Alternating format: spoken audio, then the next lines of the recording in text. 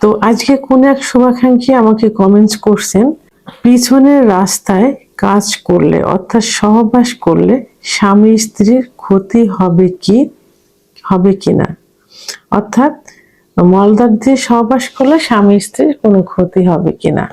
দেশের এবং প্রবাসের ভাই বোনদের প্রতি সালাম। আসসালামু আলাইকুম। আমি প্রভাষক ডাক্তার রিক্তা পারভিন, হোমিওপ্যাথি এবং আয়ুর্বেদিক চিকিৎসক। অনেকের প্রশ্ন থাকে বা অনেকে জানতে চায় যে অ্যানাল সেক্স করলে কি ক্ষতি হয় বা স্বামী স্ত্রীর কি ক্ষতি হয়। অনেকের একটা কৌতূহল থাকে। আর অ্যানাল সেক্সটা কেন যেন এখন অনেকেই এটা নিয়ে কথা বলে বা এর প্রতি একটা আগ্রহ থাকে। তো প্রথমেই আমি এটা দিয়ে শুরু করব যে অ্যানাল সেক্স কিন্তু ইসলামী ধর্মীয় দিক থেকে সম্পূর্ণ নিষিদ্ধ এবং কবিরা গুনাহ।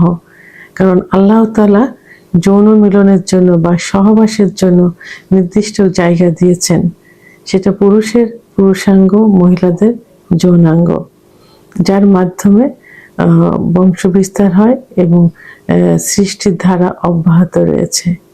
তো সেটা আল্লাহ তাআলারই সৃষ্টি নির্দিষ্ট জায়গা।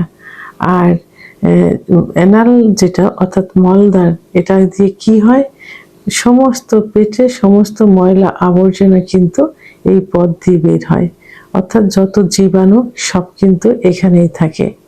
ধন্যবাদ সুন্দর কমেন্টস করার জন্য এবং সচেতন হওয়ার জন্য।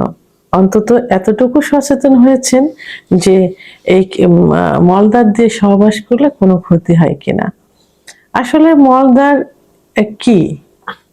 এটা পেটের ভিতরে যত জীবাণু আছে, মল আছে, সব ওই পথ দিয়ে বের হয়ে যায়।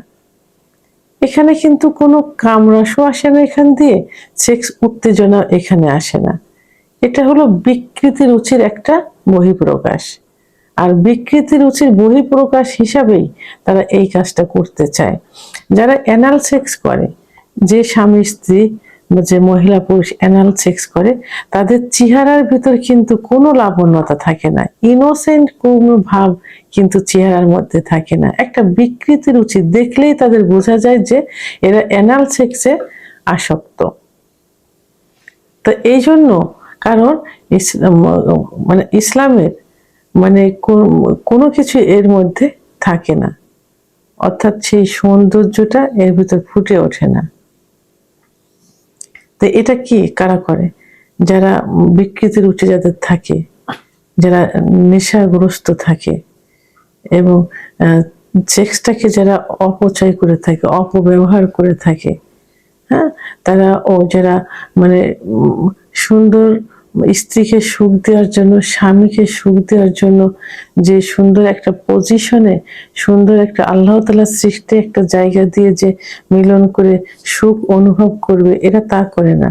এদের কি হয়, এরা মানে যে কোনো জায়গা দিয়ে বীর্যপাত ঘটাতে পারলেই মনে হয় যে এরা যৌনটাকে ভোগ করতে পারছে। এইটা তো অ্যানাল সেক্স করলে কি হয়? অ্যানাল সেক্স করলে স্বামী স্ত্রী উভয়েরই কিন্তু ক্ষতি হয়, কারণ মলদ্বার দিয়ে কিন্তু বাচ্চা হয় না। মলদ্বার সেক্সের কোনো জায়গা না, এখানে কামরস থাকে না, এখান দিয়ে কোনো উত্তেজনা আসে না, বরং বীর্যপাত ঘটলে আবার মল যেভাবে বের হয় এভাবে বের হয়ে আসে। তো এখানে মলদ্বার দিয়ে সহবাস করলে স্ত্রীর যে পথ, স্ত্রীর যে মলদ্বারের যে পথ, এই পথটা কিন্তু লুজ হয়ে যায়। একটা সময় টয়লেটের বেগ আসলে এটা কিন্তু চেপে রাখতে পারে না, বেরিয়ে যায়, কারণ জায়গাটা লুজ হয়ে যায়।